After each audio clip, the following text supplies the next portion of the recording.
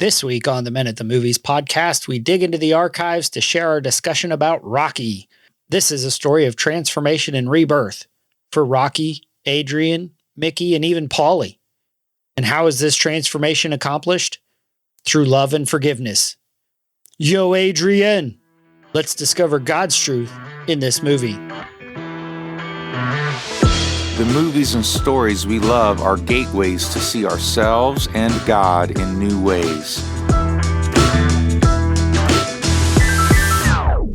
Every great story borrows its power from a larger story, the story that's written on our hearts and woven into the fabric of our very being.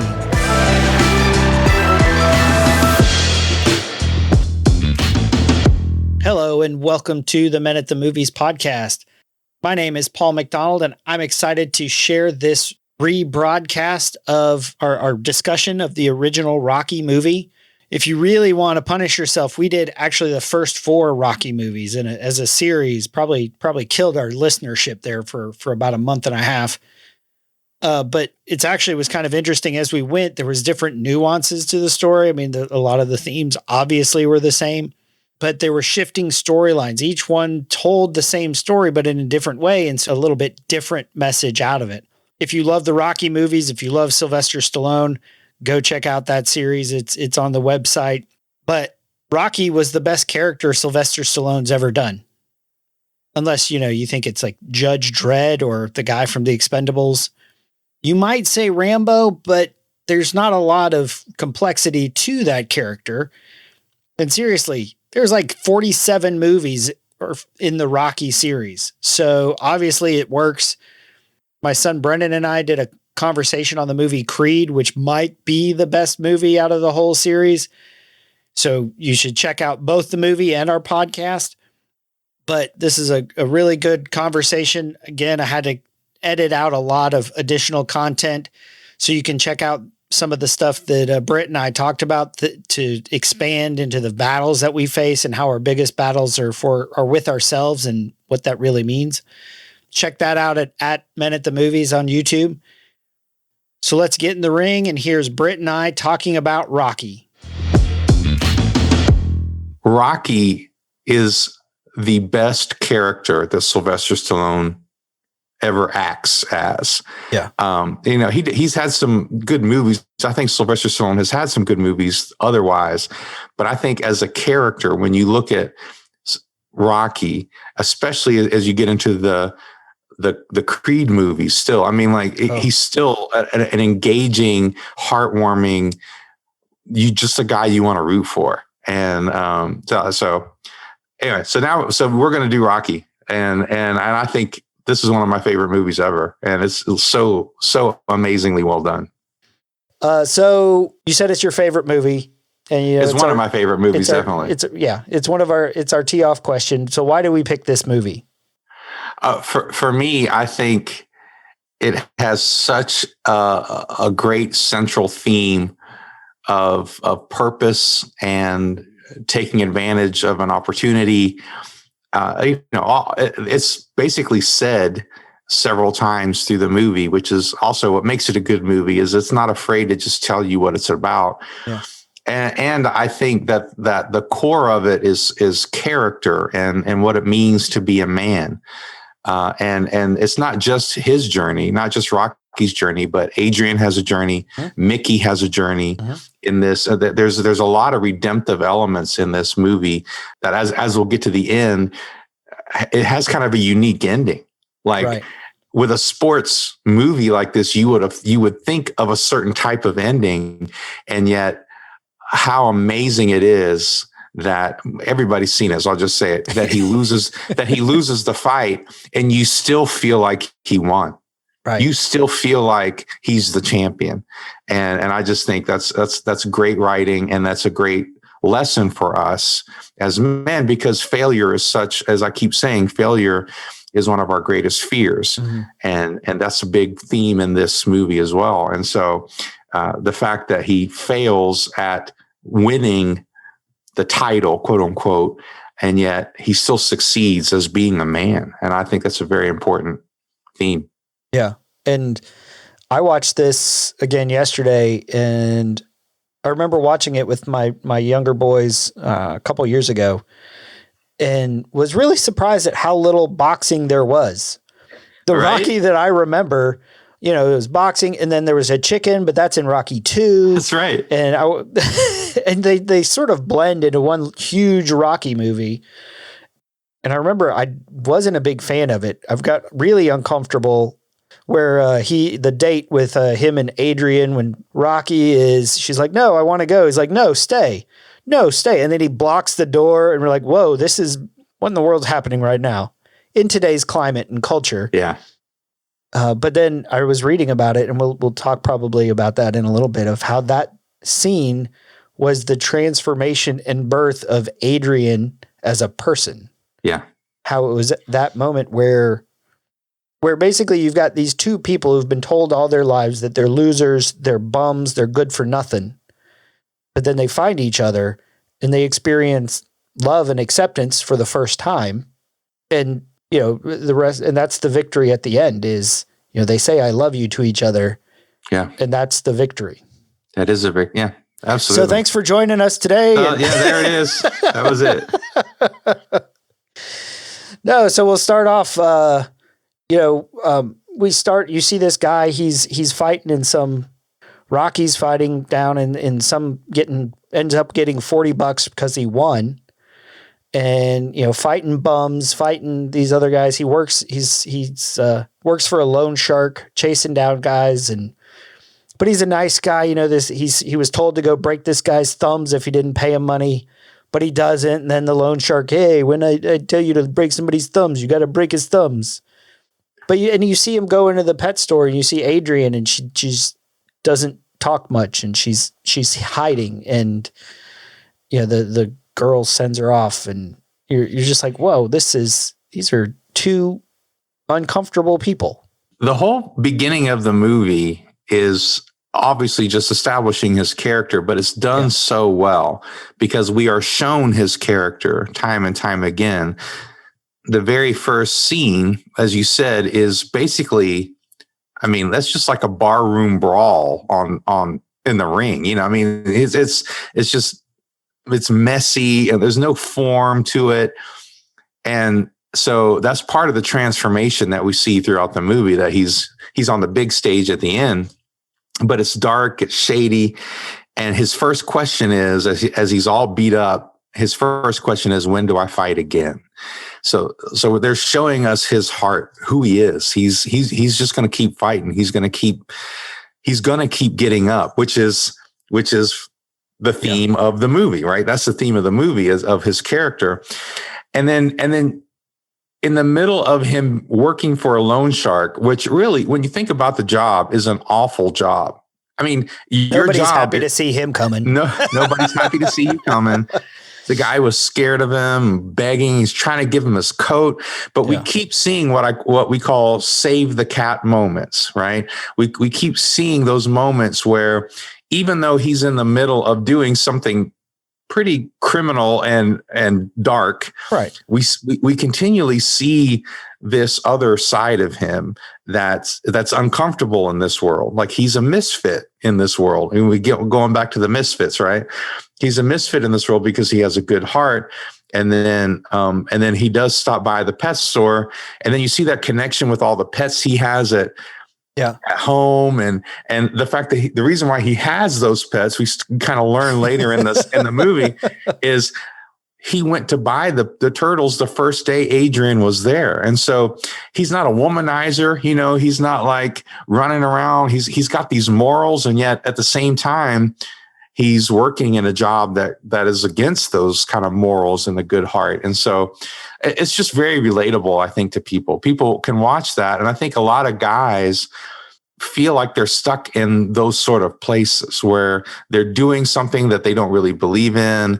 They're doing it because they have to, that there's nothing better. They have other dreams, but they don't really know if they should, they kind of feel like a failure at those things. They've tried for so long. Nothing's happened. I think a lot of people can relate to that sort of character.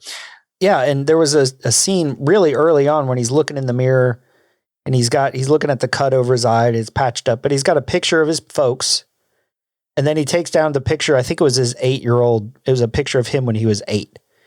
And he looks at that, and in that moment, you almost see like he's talked about being 30 at some point. And he's like, if 8-year-old me saw 30-year-old me, what a disappointment. He'd think I was a bum, a loser. Like that whole idea of being a bum, like comes up a lot. Yep. No, and I think it's important at the beginning that we kind of point out that he's a good person, and Adrian knows he's a good person, but it's hard when we have been told our whole lives that we are bummed, that we're a loser, that we're no good, that we are stupid, or we're not pretty, or whatever the thing is, that it's very hard for us to believe when someone else tells us something different, right? We want to believe something different, but it kind of scares us too. And we see that in both Adrian and in Rocky, where he is coming into her world. And for men, I really think that there's this journey in the movie that I think is important for us as guys to kind of look at as men, that when we are trying to reach out and find sort of that fulfillment with a woman, like you start out going into her world. That's where you start. And if you want to get spiritual about it, that's where Jesus started with his bride, right? Jesus started with his bride by coming into our world, and then he invites us into his world. This is scripture, okay? And this is part of something that a lot of people don't realize is the context when Jesus says, I'm going away, but I'm going away to prepare a place for you in my Father's house. And he doesn't say mansions. Mansions in the King James is a bad translation. What he says is, in my Father's house are many rooms, because what would happen in the old Jewish system is when he would get engaged, he would go to the woman, they would get engaged, make the deal. And then he's like, I'm going to go back. And he would build an extra room on his father's house. That's what the Jewish man would do. And then the wedding ceremony was going to the woman's house and bringing her to his father's house. And so Jesus is, during the Last Supper, giving this sort of very romantic, amazing, beautiful imagery. And this basically what you see Rocky do. Rocky is continually going into her world, telling her jokes, trying to share with her. And I just think it's a very spiritual element to this movie that maybe some people don't kind of notice. But at some point, he invites her into his world, right? At some point, as a man, we have to invite these people into our world. Come see where I live, because that's what intimacy is about. That's what relationship is about. And so, but I love that part about the beginning where, even through all the crap that he's going through in the beginning, he's coming to her, and he's making it a point to come talk to her, even though she's not responding. She's not right. Not at all. We get a little hint. She'd be like, "Hi, Rocky." We get a little hint of it when he says, "I've had a really tough day. They gave away my locker." Yeah. And you start to see that compassion in her. And by the way, Talia Shire is an amazing actress. She's like in The Godfather and all this stuff. Like she is a phenomenal actress, and she helps carry the Rocky movies, even when they're bad. Okay. Like even when they're not great, she helps carry the movies because her reactions and her kind of the way she treats Rocky and interacts with Rocky is so important. So seeing her transformation throughout the movie is great. Oh, and that's what they, like I mentioned before, that scene, they're going back and forth. Paulie is her brother, and he asks her, what does she like to do? He's like, just take her ice skating. And so they go ice skating, and it's a really interesting scene where they're talking, and she's actually starting to open up, and you see her, and then they go back to his place. And like you said, he invites her in, and because she's heard all her life, her mother said, focus on your brains because you're not beautiful. Right. Paulie calls her a loser. He said, and later in the movie, he talks about, you're the reason I never got married. So she's been taking his garbage for years about why it is that, he's taken all of his stuff out on her. So that's her relationship. That's her knowledge of men and people is, so she's withdrawn. What comes across as shy is just scared of getting hurt. She's protective. What you see is this willingness to be loved because Rocky cared about her. And we all reach that point where we have to say, hey, I'm scared. Everyone before you has hurt me, but I'm going to let you in. And that's what they said that scene in his apartment was the birth of Adrian. No, well, yeah. He says, I always knew you were pretty. Yeah. I mean, think about that statement. It's such a great statement. It's such great writing. I always knew you were pretty. I knew there was more to you than what I saw, which is such an intimate statement. And then she says, yeah, don't tease me, or you're teasing, or don't, and he says, I'm not. Because you see that tension between that longing to be seen as pretty and that fear of don't tease me, don't, because that would hurt more than I could possibly imagine. And it was also in that date, she asks him, why do you fight? Yeah. Like now she's starting to ask him questions. She's starting to engage with him. Yeah. And he says, all I wanted to prove with fighting was that I ain't no bum. Yeah. That's all I ever wanted with fighting, was to prove I'm not a bum. And yet he kind of is. I mean, he's working for the loan shark. I mean, he lives in a crappy apartment. I mean, there's a lot of his life that he looks at and he says, this isn't what I thought, whether it was when I was 8-year-old or what. And then she says, don't tease me. And that look on her face when she says, don't tease me. And when it's almost like it's frozen, like I had to like check the DVD player to make sure like the DVD, like the Blu-ray didn't freeze, because she just sits there for so long, like shocked that he would think she was beautiful. Because it's not what she's heard her entire life. It's not what she's heard. And then you get both of them start to transform after that moment. Yeah. But both of them start to transform. On the one hand, you never see Adrian wear glasses again. I don't know if you know. I don't know if you noticed that. Yeah. But she never wears glasses in the movie again, because he took them off and said she was pretty, right? Right. And at the same time, and we can get into this later with her journey, but at the same time, Rocky has more confidence to ask questions, especially from Mickey, because he goes up to Mickey, and I think that's a clip that you've got. He goes up to Mickey and he's like, "What's your problem with me?" Right. And then they have a great interchange. Before I cue that up, I just think because on sort of unbeknownst to Rocky and everyone else who's not watching the movie, everyone who's living their lives in Philly back in 75, Apollo Creed's was supposed to have this big New Year's Day fight in 1976, and his opponent got hurt. And so they said, let's pick a bum, basically. Let's pick this guy who's got a good name. It doesn't matter anything about him. He's just another guy. He's a bum. That's what Apollo Creed's looking for. And so what the guy goes to the gym where Mickey has just recently kicked him out of his locker. Like you mentioned, he's on after 6 years.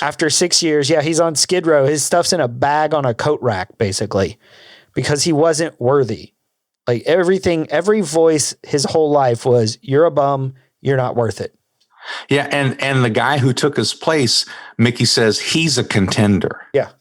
Now, I'm giving him your locker because you're nobody, basically, and he's the contender. Like, then he has this interaction with Mickey where Mickey says, "Hey, this guy came by and gave a card, wants to see you." Hey, you got something for me? Yeah, there was some guy here from Miles Juggins looking for you. They need sparring partners for Apollo Creed. Put me on. Here's the car. When was it here? About an hour ago. They'll probably look for sparring partners for Creed, you know? I said that before, you dumb dago! You know, I've been coming in for 6 years, and 6 years you've been sticking it to me. I want to know how come. You don't want to know. Yeah, I want to know how come. You want to know? I want to know! Okay, I'm going to tell you. Because you had the talent to become a good fighter. And instead of that, you became a leg breaker. Some cheap, second-rate loan shark. It's a living? It's a waste of life. When you bring all that stuff together, you've got, he's like you said, he kind of stands up to Mickey. He's like, yeah, I want to know. But at the same time, you've got Apollo Creed. He must want sparring partners when in fact he's wanting him to fight for the belt. And it's this image of how God orchestrates our lives. You know, unseen stuff happens. There's things going on that we don't know about that he's about to walk into, but he could have said, yeah, I'm not going to go see him. Like he could have, if he had retired, he's like, I don't want to go spar with him. I don't want to go do that. I'm a bum. Who am I to be in the ring with the champ? But one, he does, which, you know, if you think about, well, you know, that interaction and relationship with Adrian is giving him some confidence and some strength. But the other piece is, you know, it's a waste to live in. And that's what Mickey says is you had talent, but you threw it away. And it's Morgan Snyder has this quote that says, we cannot live beyond the identity we have embraced. And Rocky had embraced that he was a bum and he was never going to rise above that as long as he believed it. But Adrian made him believe he could be more than just a bum. Yeah. And just the idea that he would get to be the sparring guy to help Apollo train was a huge step up in his world. He's thinking, I can do that. I can let him beat me up. You know, I wouldn't take no cheap shots and really all the stuff that he says. Yeah. But like that was a huge step up. And I think you're right. I think that sometimes we have to think bigger than what we're used to. Because so often God's dreams for us are bigger than we think. And you know, you read the book that I wrote, and that's a big part of that book is often we're just trying to survive, we're just trying to get by, we're just trying to do something. And sometimes God's saying, no, there's a bigger thing out there that I'm trying to get you to. That's bigger than you even ever dreamed or imagined. Like, and that's in, what is it? 1 Corinthians, like eye is not seen or his ear is heard, nor is even entered the mind of man what God has planned. But, right, this is my pet peeve, people, because most people stop. The next line is, but God reveals these things by his Spirit. Like he will reveal the bigger things that he wants you to do. It's just bigger than you would have thought on your own. And that's what we see with Rocky as he finally gets to meet with the promoter guy. Right. Rocky had a choice of, they're looking for sparring partners. A week ago, his bag's on Skid Row. He's all alone talking to Cuff and Link, his turtles. He's a bum. I'm not going. What does the champ want with me? That's crazy. He doesn't stand a chance. But this day, you know, he says, I'll go check it out. I'll go see what happens. The next thing you know, he's being offered a shot at the title. Yeah. And in that conversation with the promoter, I forget the promoter's name, but he does get his shot. The promoter says, no, this isn't for sparring. This is to fight him in the ring in front of millions or thousands. You know, like this is a huge opportunity, and you see the fear, the absolute terror on his face because he says his first, like almost immediately he goes no. Like almost immediately, Rocky says, nope, can't do it. He says, I'm not good enough. I'm not even good enough to be in the same ring with this guy. He's terrified. And the guy has to kind of convince him, like, no, you're the guy he wants. You're more than a moving punching bag. Yeah. Yeah. And it's just such a great scene because I think a lot of guys feel that. I think a lot of people feel that when like there's a part of us that dream about doing something amazing and big or whatever. But when the opportunity comes, it's so scary because we know we're not good enough. We know that we're not ready. And so, what a lot of people do is they quit before they even start because they think I'll never get there. I'll never be good enough. And that's kind of what you see with Rocky, because he starts to train and he can't run. And he has no coordination. Right. And like he has to apply himself. And I think that's a great part of this movie, is that he's not immediately good at it. In fact, he's not a good boxer. But anyway, before we get to the training, there's a whole scene with Mickey, which, in my opinion, is one of the best scenes in film history, because there is so much going on in that scene, so much anger, so much repentance, so much dreaming, so much posturing back and forth, and anger and apologizing. And I mean, there's so much going on that's not even said. And so it's such an amazing scene. Listen to me. I want to be your manager. You follow that, do you? Fight said I don't need no manager.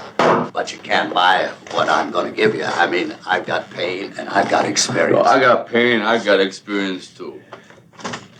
Listen, kid. Hey, look, Mick. What? Look, I need your help about 10 years ago, right? 10 years ago? Right. You never helped me, no. You didn't care. Well, if you wanted help. I say, if you wanted help, why didn't you ask? Why didn't you just ask me, kid? Look, I asked, but you never heard nothing. Well,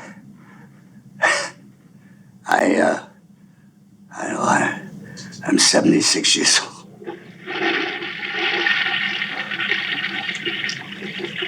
And,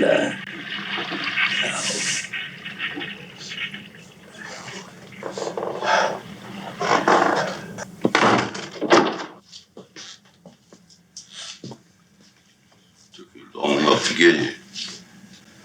You 10 years to come to my house. Huh? What's the matter? You don't like my house? My house stink? That's right, it stinks! I ain't asked no favors from you. Don't flaunt around me. Talk about your pride. What about my pride, Nick? At least you have pride. I ain't had no pride. I ain't had nothing. Legs are going, everything is going. No one's getting them nothing. Guy comes up, offers me a fight. Big deal. Want to fight the fight? Yeah, I'll fight the big fight. I wouldn't want to fight that big fight. It was going to happen to me. I'm going to get that. I'm going to get that. And you want to be ringside and see it? Do you? You want to help me out? Huh? Do you want to see me get my face kicked in? Legs ain't working. Nothing's working. They go on, fight the chair. Yeah, I'll fight him. My face kicked in. And you come around here, you want to move in here with me? Come on here, it's a nice house. Real nice, come on in and move. It stinks. This whole place stinks. You want to help me out? Well, help me out. Come on, help me out, I'm standing there. After that, he runs down the stairs. Mickey's walking down the street. He goes, and because up till that point, he had been doing it alone. He had been running, struggling up the steps of the art museum. He'd been, doing it all on his own. And, as will happen, he gets offered this opportunity, and Paulie's all of a sudden like, hey, let me help you out. Let me be your ring boy, or let me be you need somebody, don't you? Looking for some crumbs off the table. And then Mickey shows up. He's like, where were you 10 years ago? That's when I needed you, was 10 years ago. And now, now I get this opportunity, and now you want to help me. Now you want to do this. And you see that fear of, I'm going to get my face punched in. I'm going to be humiliated. But the thing that I thought was interesting, if Mickey had showed up 10 years ago, Rocky wouldn't have been offered the fight. Because Rocky could have been, a mid-level. He would have been higher in the ranks than Apollo Creed was looking for. Yep. Apollo Creed was looking for somebody with Rocky's credentials. Somebody lack of credentials. Right. And what made his fight successful was that 10 years of being overlooked, the 10 years of being, spat on, of being dismissed, of being a bum, a loser, forgotten. And what that did was make him desperate and hungry to do those things day after day after day to prepare for the fight, so that the fight becomes what it was. Yeah. So that's so good, man. I think that's so important for us to look at, that we have to realize our inability is a plus to God. Yeah. Like we think, well, God can't be looking for me or to use me. I'm a bum. I'm a nobody. And that's actually who God's looking for.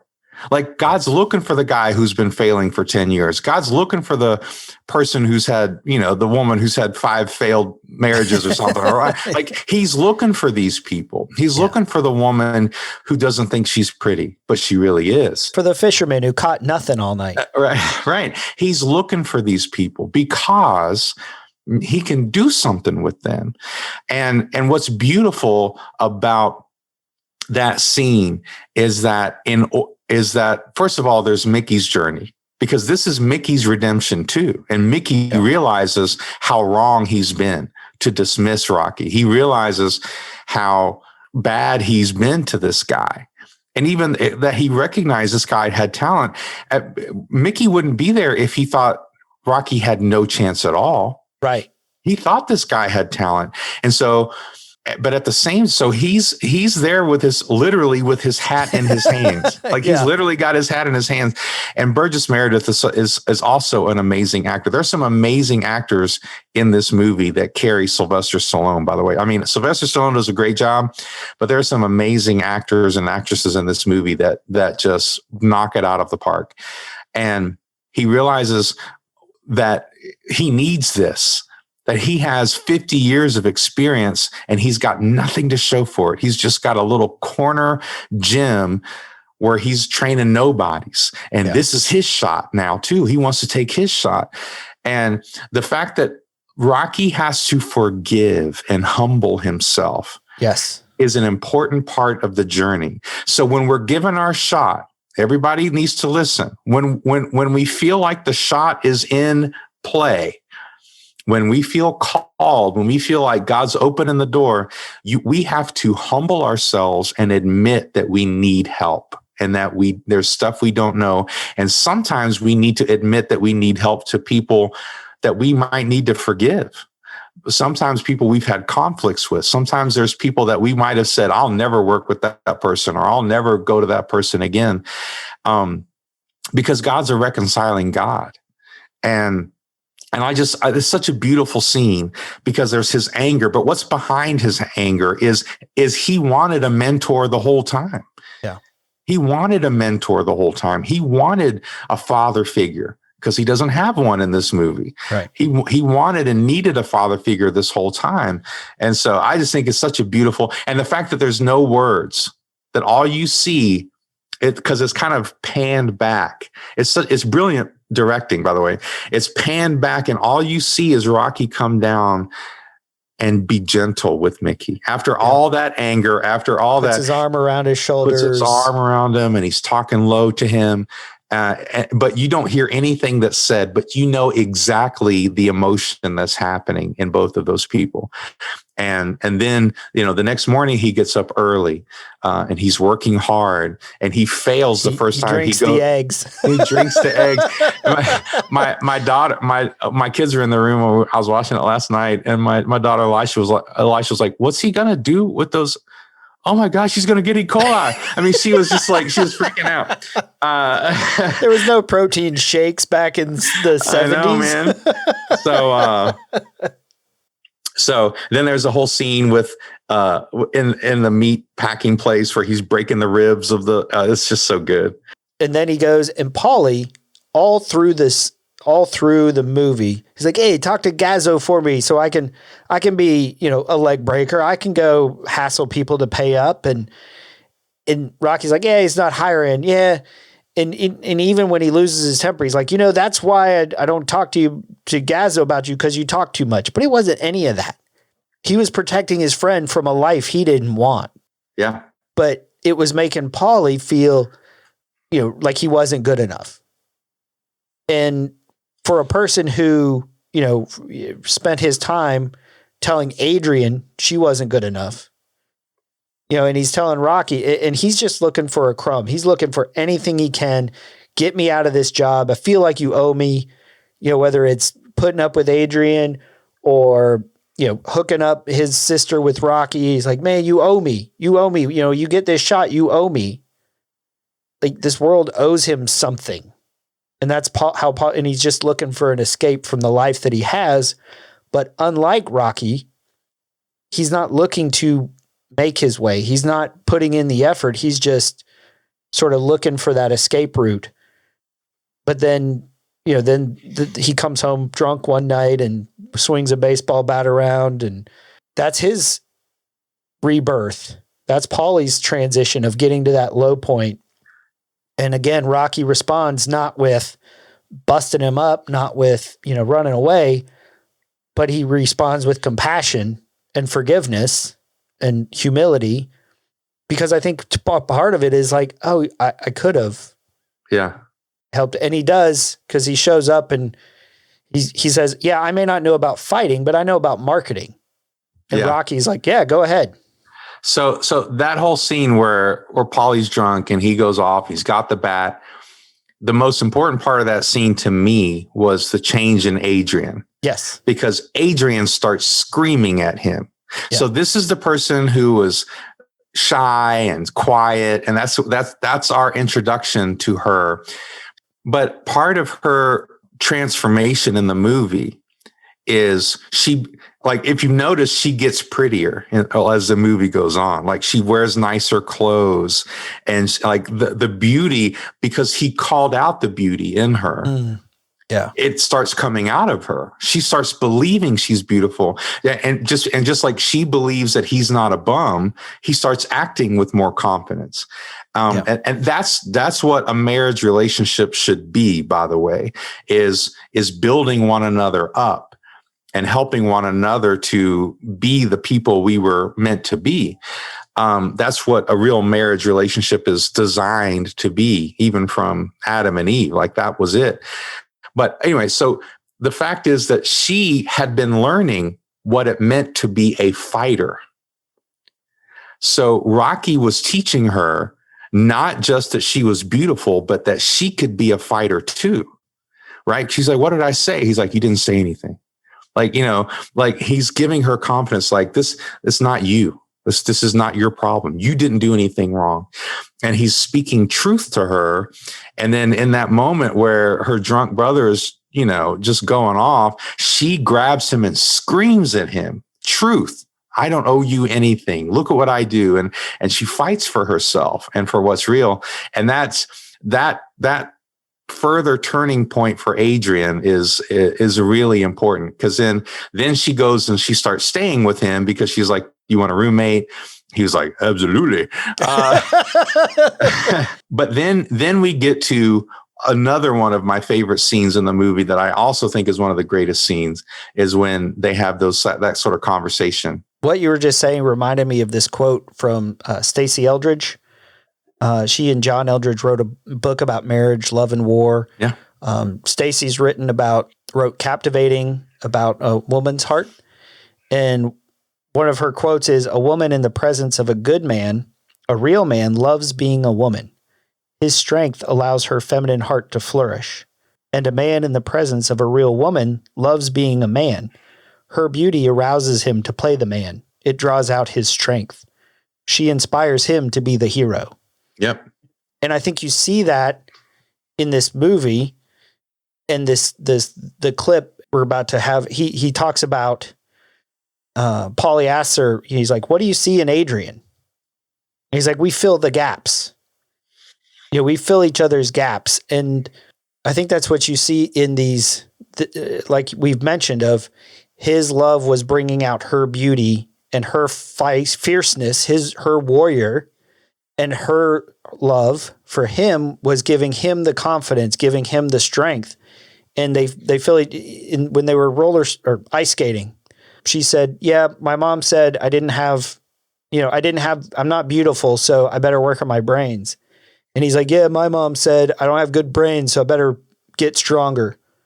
And it's like the you complete me concept, so that the day of the fight, Rocky gets up, can't sleep. He's about to fight the champ. He goes for a walk. And he realizes, or I guess doesn't really realize, but it becomes real to him that he's about to face the heavyweight champion of the world. And he doesn't really feel like he's got it in him. Can't do it. What? I can't beat him. Apollo? Yeah. I've been out there walking around, thinking. I mean, who am I kidding? I ain't even in the guys' league. What are we gonna do? I don't know. You work so hard. Yeah, it don't matter, because I was nobody before. Don't say that. Oh, come on, Adrian, it's true. I was nobody. But that don't matter either, you know? Because I was thinking, it really don't matter if I lose this fight. It really don't matter if this guy opens my head either. Because all I want to do is go the distance. Nobody's ever gone the distance with Creed. And if I can go that distance, you see, and that bell rings and I'm still standing, I'm going to know for the first time in my life, see, that I weren't just another bum from the neighborhood. Dude, that scene, I'm getting choked up right now. I mean, that scene to me is the essence of what it means to be a man. I don't know any better way to say it, because he's got the fear of failure. I can't do it. Mm-hmm. I can't beat this guy. I'm not even in the same league. And that's what makes the movie great, by the way. If he had beaten this guy, the heavyweight champion of the world, that's the most unrealistic movie ever in the history of movies, right? Like some guy who is untrained and just trains for a few weeks going up against, 5 weeks, going up against the heavyweight champion of the world. But that expression of I can't do it. And then he says, look, it doesn't even matter if I beat him. All that matters is that I'm still standing at the end, because no one's ever done that with Apollo. No one's gone the distance. And if I can be standing at the end, then for the first time in my life, I'll know that I'm not just another bum from the neighborhood. And that is the secret of the movie. Because now, here's why that's brilliant, is because Rocky isn't fighting Apollo. He's fighting himself. He's not fighting Apollo. He's fighting himself. And men have to understand this, that they can't be so afraid of failure that they quit. And quitting and staying in the game and standing, not worrying about whether or not you fail, just making sure that you don't quit is the most important thing that men can learn how to do. And it's important. That's one of the most important things we can teach our sons, is to just don't quit. Get up. In Ephesians 6:13, this basically says what we're called to do. Take up the whole armor of God, that you may be able to withstand in the evil day, and having done all, to stand firm. Sometimes it's just getting through the fight. It's not winning the fight. It's just getting through it. And that's been Rocky's character from day one. That's why he's called Rocky, because he can take a hit and keep going. Well, and it was really interesting that you talked about his opponent wasn't Apollo, it was himself. Because I watched Creed a few weeks ago with my son, but he says when he's teaching young Creed, Michael B. Jordan's character, he's like, you look in the mirror, that's who you're fighting. That's right. Because he knows, you come back to this one and he knows his fight isn't with the guy across the ring, it's with the guy in the mirror. Yeah. And a lot of people need to understand that, because it is so easy, especially, it's always been easy, but it's even easier now to compare ourselves to others in the social media age. We put up the best of what we've got on social media and we start to compare ourselves with each other. And the only person we have to compare ourselves to is, number one, Christ, because that's who we're trying to be like. Yep. We can't even be like him without God's help. So that should humble us. And then it's just trying to be better than the person you were yesterday. What are you going to learn today? Be humble, stay working hard. And that's just, and that's really the journey for us as men is to be better than we were yesterday, to continue to learn and get better. That reminds me in Romans where it talks about don't be conformed to this world, but be transformed. Good. By the renewing of your mind. Conforming is outside in. Conforming is about the external. We can ask ourselves, just like Rocky, do I have what it takes to face the battles that I'm going to be facing? The answer is no. I mean, basically. So how am I going to do it? He wasn't ready, so he had to train. He had to prepare. He had to transform. But it starts with this again, going back to that idea that Morgan said, we can't live beyond the identity we have embraced. And another book that I'm reading is Atomic Habits by James Clear, who says our habits originate from our identity. Mm-hmm. Our identity determines our behavior. Yeah. Rocky knew he was a fighter, so fighters run. They drink a dozen eggs in a day. They go to the gym. They do these things. How do I want to be transformed? Or even better, take that question to God and say, God, how do you want to transform me this year? Right. And then not in this book, Essentialism, not trying to move a millimeter in a million different directions. Good. But in focus on one thing to say, okay, God, I want you to transform me. Show me how to partner with you. Just that, what are we going to do about it? It's not a sit down and say, God, transform me, make me into the man you want me to be. And it's not all in our strength either, because we've got decades of realizing how weak we are and been wanting to change our habits. And there's a million New Year's resolutions that fall by the wayside. So we know the strength of our striving. Yep. But it's when we partner with God in that transformation that we can see real change and real results for when we get to the big fight. What are you called to do? What do you feel you're called to do? Be humble and start learning something and start trying something. Guess what? You're going to suck at it in the beginning. I don't care who you are. Yeah. You're going to stink at it in the beginning. You're not going to make it up the stairs in Philadelphia the first time. You're going to be holding your side, and that's why a lot of people quit when they start doing this workout stuff in January, is because they work out for a week and they see no change, and it's hard, and it's difficult to be consistent, and all of those things. And so I tell people all the time, have simple goals and short-term goals. Give yourself simple short-term goals, but really focus. This is, a Christian podcast. So focus on, what are you called to do?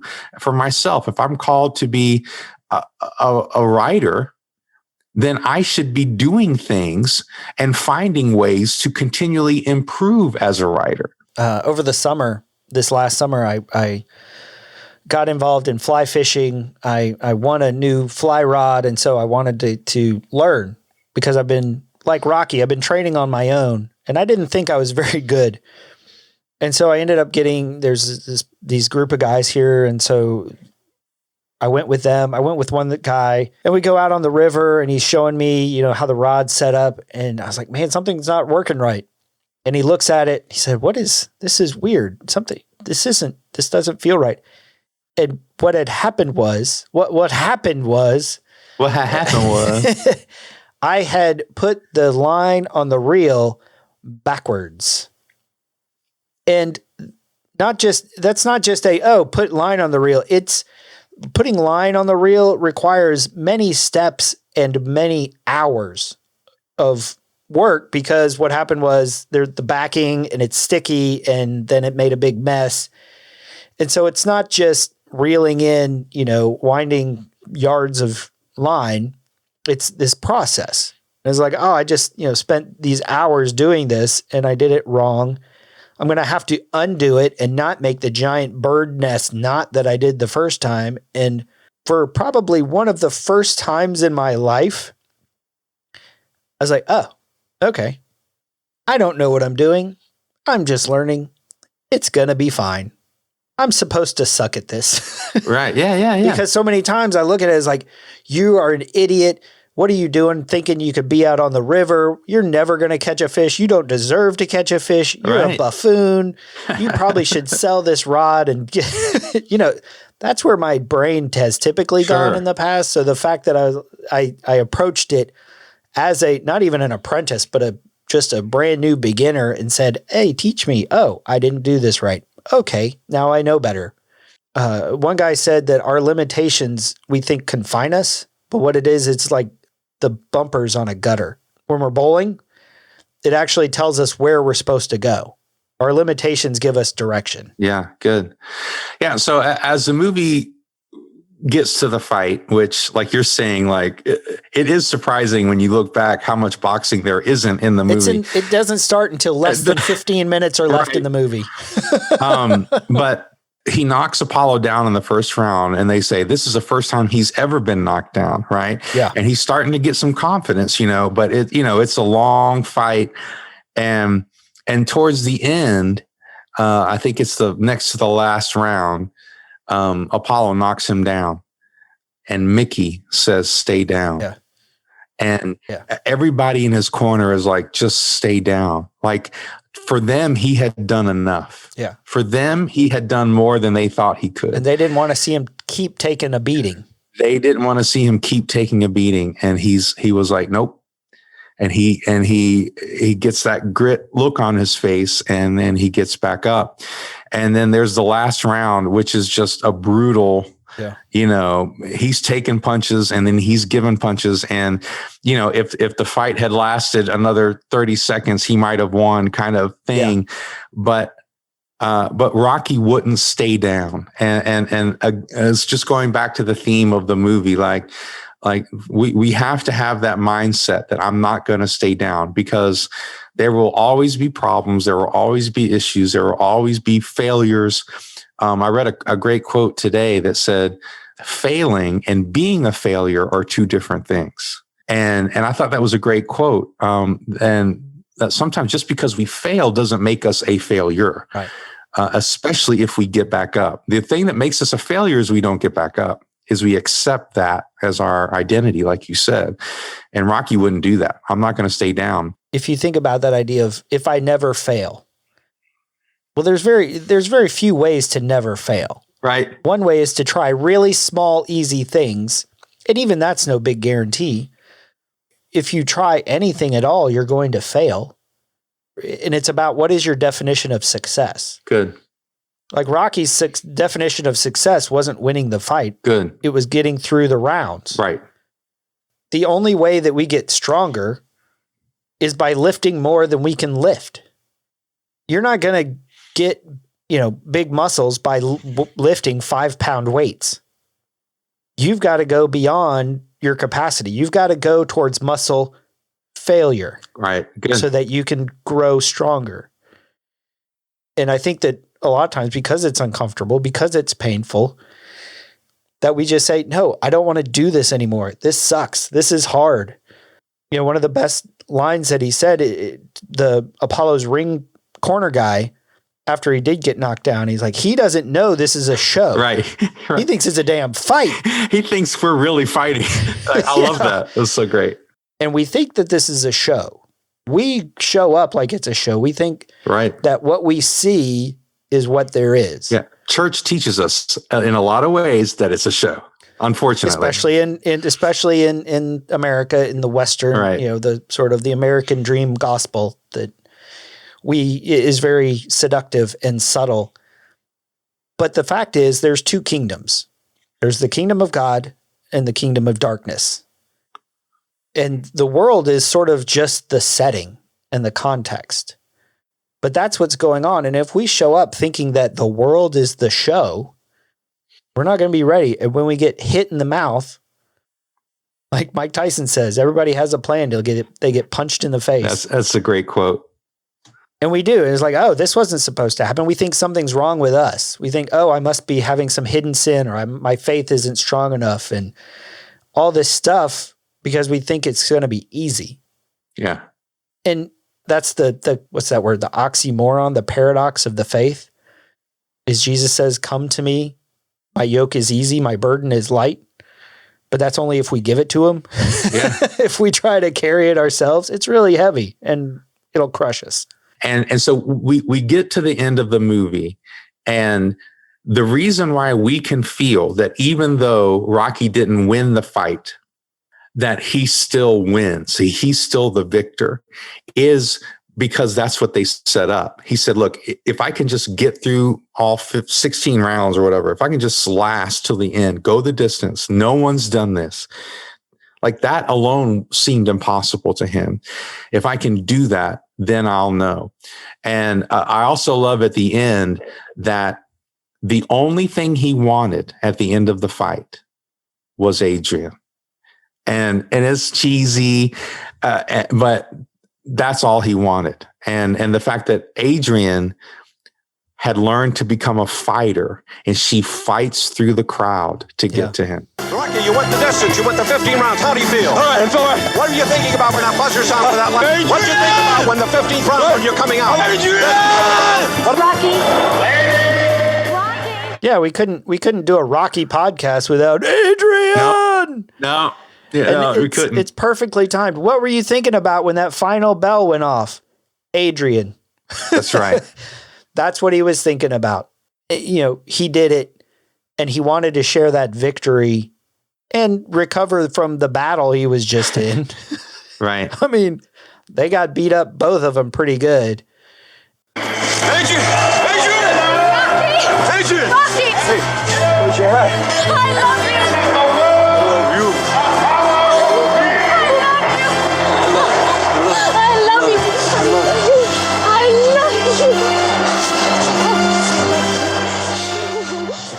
Yeah.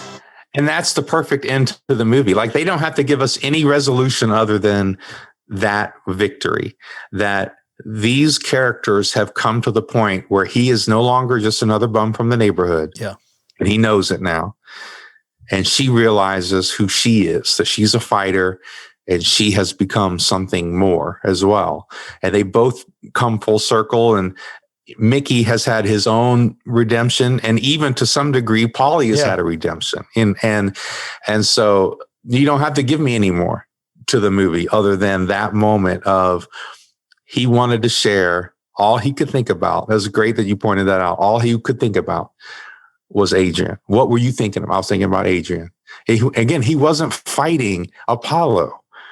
It's bigger than that to him. And I think that we have to kind of recognize that. And by the way, that Apollo is a great character. We haven't spent any time talking about Apollo, but he is legitimately an amazing character that lasts through the next couple movies. Well, I think we'll talk more about Apollo maybe when we do Rocky 2. Rocky 2 and in Rocky 3. Rocky 3, he really is a decent actor, and 4. Because the interesting thing was, at some point, his corner man was like, I'm going to throw in the towel. Right. He's like, don't you ever throw in the towel. Yeah. Don't you, I was like, oh, you're going to regret those words in about 4 movies. Wait a few movies. But yeah, he's not a villain. And that's why it's important for us to realize. You like Apollo. Yeah, we like him. We actually like him as a character. And that's why it's important to realize that Rocky isn't fighting Apollo. That's a story thing, right? But there's different kind of conflicts: man against the world, man versus man, and man versus himself. And Rocky is a rags to riches story, like Cinderella, if you allow me to make that comparison. It's a rags to riches story, but it's a man versus himself conflict. And it's so well done. And just let's think about the context of the 70s just real quickly. In the 70s, there was like a recession going on. There was a lot of unemployment. There was a lot of bad things happening, especially during the Carter administration. Gas prices and there's a lot of stuff going on. And so in the midst of that context, we have a movie where he doesn't win the fight, but his winning is that he doesn't quit.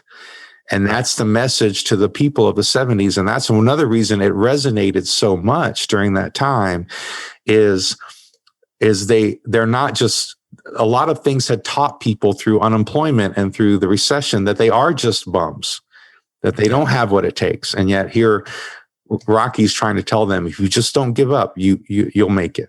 And I think, to me, that's what the movie's about, is the battle. We think the battle is about, like you said, the guy in front of us. It could be about Apollo. It could be all this other stuff. But the battle is for our hearts. And whatever we face, going back to that conforming, that's all external. Yep. What's the external situation like? And all the external stuff is just, it's a reflection of the battle for our hearts. Like the enemies, the devil's tactics are to make us lose heart. Good. Because that's what Jesus said. He's like, going back to the verse, in this world you will have troubles, but take heart. And take is not a sit on your butt sort of verb. It's going to require some action. It's going to require some effort.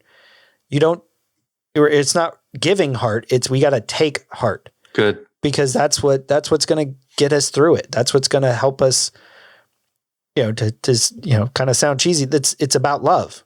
It is about love. Are we able to receive and accept and believe the love of God, even when everything else in the world says we're a bum, we failed, we lost? Because, by the way, he did lose the fight. But there is no way that watching this movie that you watch the end of that and you're like, Rocky won. That's right. Yeah. Yeah. Which is why they had to make number 2, which we'll get into another time, I'm sure. But and it's such a great conversation and such a great movie. Again, there's so much depth. And that's why these movies like Rocky, like Die Hard, like Say Anything that we're talking about next week, these movies last because they have many different themes. And depending on where you are in your life, you'll see something different to it each time you watch it. So if you like this, Britt and I did a separate conversation for the Men at the Movies YouTube channel, not included in this content at all. It's brand new. So go check that out on our YouTube channel at Men at the Movies. One more dip into the archive coming next week. We're going to talk about Say Anything. And this is Britt's number 1 all-time favorite movie. And for somebody who has about 50 movies in his top 10, the fact that he says this is his number 1 movie says a lot about it. So we're going to be re-releasing that for you next week, re-edited, re-cleaned up. It's going to be great. So I hope you enjoyed Britt and I talking about the original Rocky movie, and I hope you join us next time here on the Men at the Movies podcast. Something inside has been awakened. I can no longer be who I was before. But if I am no longer who I was, who am I to be?